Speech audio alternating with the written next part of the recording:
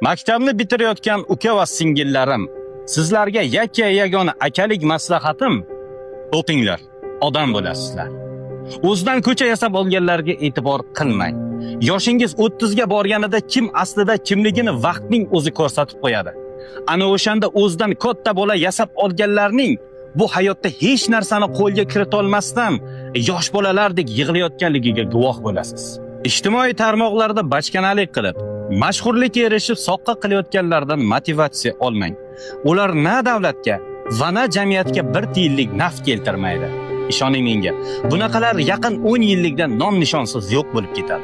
Bu vatanning kelajagi va mustaqilligi sizning qo'lingizda. Yo siz o'qib bu vatanni obod qilasiz, yo vaqtinchalik kayfga berilib qaram qilasiz. Shuni unutmanglar. 30 yoshgacha olingan ilm eng barakali ilmdir. Undan keyin hayot tashvishlari, oila, bola-chaqa, xullas ilm olishga tayinli vaqtingiz ham bo'lmaydi.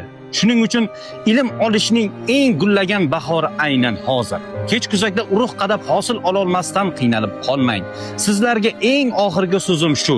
O'qigin. Xo'pmi? Odam bo'lasan. Mana meni aytdi dersan.